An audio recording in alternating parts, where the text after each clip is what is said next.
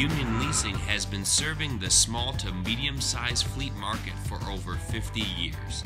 The secret to their success is only partly technology-driven. Well, I'm sure everyone thinks their organizations are special, but I think for us, it's a combination of things. I think it's our belief and our strategy to kind of bridge two different types of environments together.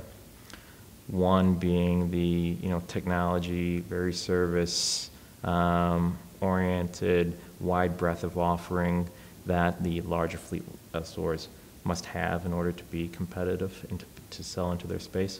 And it's also the relationship-driven necessity that smaller lessors need to have with their clients. So we've tried to bring those two worlds together, investing in technology and providing services, even some that really only the larger lessors might provide to our client base.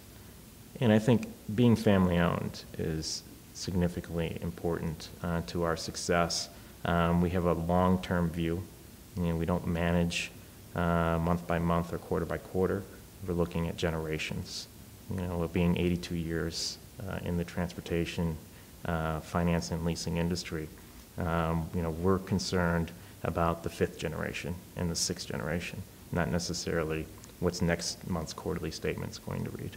Looking ahead for the next year or two, what do you see? Do you see any changes in terms of the way fleets will be operating? Well, definitely, green, sustainability are ever more important in organizational decisions for lots of different reasons.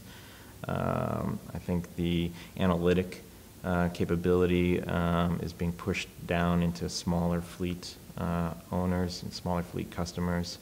I think some of the challenges potentially on the horizon that we're paying attention to now is some of the potential accounting rule changes that are going to have and what effects those are going to have to automobile and equipment leasing, both on the lessee and the lessor side. It's hard really to talk about them because they're really not set in stone, and right now the drafts really only have the lessee-based accounting and really haven't focused on the lessor accounting, which I'm not really quite sure how they can do that. We both can't have the assets on our books at the same time. And it seems to be very fluid. There's a lot of concerns regarding potential impacts and the restating of financials and what this might do to lessees that have debt covenants that include debt-to-equity ratios in there, and all of a sudden they might be in violation of their covenant agreements with their lenders and creditors. So this really isn't being talked about as much as it should be in the automotive community. It's my opinion.